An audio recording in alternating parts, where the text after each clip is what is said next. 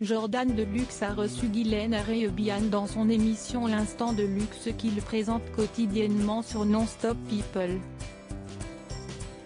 Dans un premier temps, l'ancienne jurée de Top Chef a évoqué sa situation financière face à la crise du coronavirus.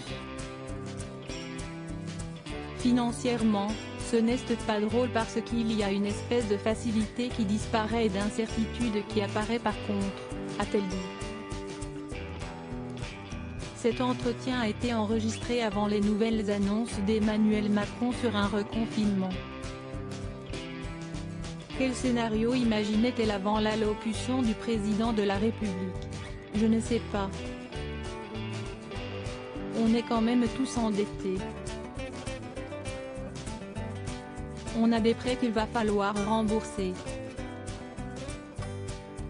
Si on nous arrête, comment on va faire?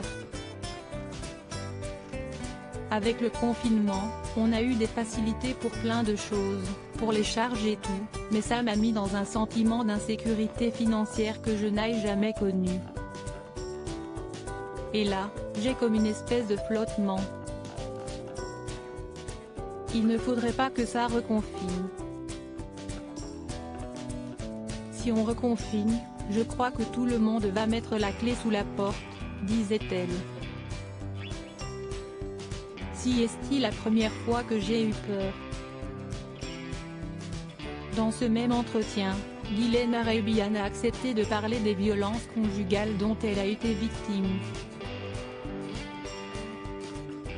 Des violences qu'elle n'a subies qu'une seule fois avec quelqu'un avec qui elle vivait depuis 16 ans.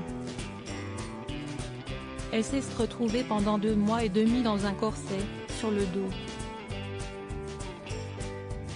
Et de poursuivre sur ce qu'elle a traversé, des coups de pied.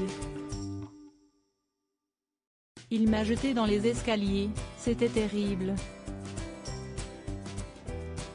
Et si est-il la première fois de ma vie que j'ai eu peur d'une situation, a-t-elle dit. Si Guylaine Arebian a entamé un travail psychologique peu après les faits, elle l'a stoppé depuis. Ça a été très compliqué. Si est-il incompréhension qui revient. On se sent très fautive. On culpabilise. Mais je ne l'ai jamais excusée. Elle a ensuite confié n'avoir jamais revu son ex-compagnon, sauf au tribunal, pour le procès.